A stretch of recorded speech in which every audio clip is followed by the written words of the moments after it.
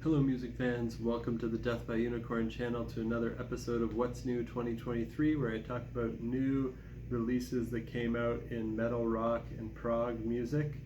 Today I'm going to talk about two new releases that I heard from August 4th in my order of preference, starting with Toehider and their EP, Quit Forever.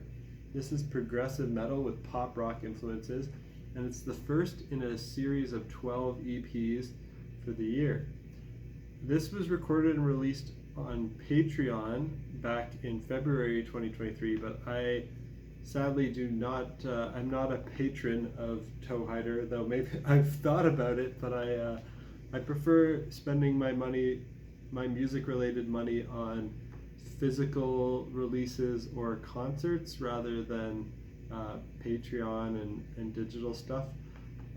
So that's kind of my reasoning for not being a subscriber, even though I love Toehider.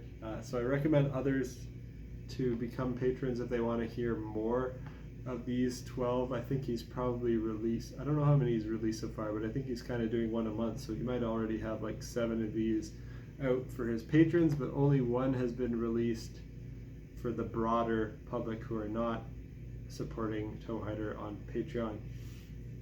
Now, Toehider made my favorite album of 2022, so needless to say, I'm very excited by everything this project led by Michael Mills does.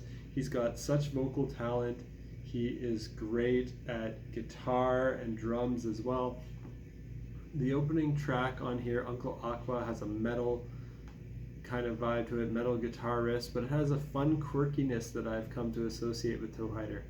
The second track, Every Day I Wake Up in the Morning and I Fail, Fail, Fail, is kind of like a pop song, but then it switches back and forth spastically between pop, and then when he says fail, fail, fail, he does like death metal growls. So it kind of reminds me of Devin Townsend when he did the song Why from Empath, which was like a musical theater type song, but he did a couple random death growls at certain moments of the song. I think fans of Devin Townsend will actually really like Toehider, because they're similarly eclectic and have lots of variety and style, but they have those progressive and metal influences as major drivers of their sound, but they aren't afraid to go in very different and peculiar directions and touch on many genres and go electronic or pop or have symphonic classical influences scattered in. But the ending of this second song is a bit ridiculous. It just repeats the word fail for about a minute straight with a pinch harmonic guitar every time it's said, doing a bit of a fade out. Kind of like a joke ending. A lot of silliness in Toehider music. It's fun, but maybe went on a little too long for my taste. The third track, Nobody Ever Really Liked It in There But Me, is the most normal sounding, kind of typical sounding song on the album. It has the catchiest chorus to me. It's probably my favorite on the EP. It also has symphonic elements in there. Then the last track, the fourth track, Quit Forever, also has symphonic elements at the beginning, but is mostly just a nice singer-songwriter song on piano. I kind of wish he just made a full-length album instead of doing this EP stuff that he's doing. But I have to give Michael Mills of Toehider kudos for being adventurous and challenging himself to make 12 EPs in 12 months, which he has done before in the past and had some great results. So I'm really excited to hear the rest of the 12 EPs.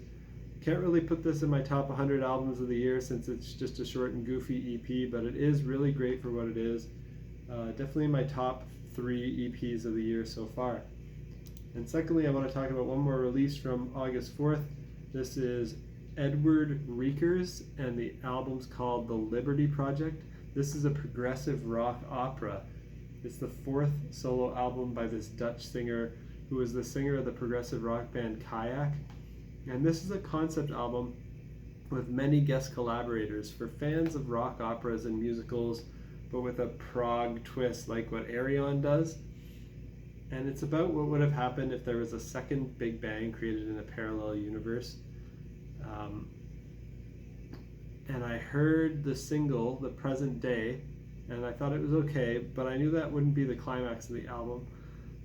Some of the great moments on the album for me are with the guests that come in. Some of the guests on this album are Steve Hackett of Genesis, Arion, and Damian Wilson.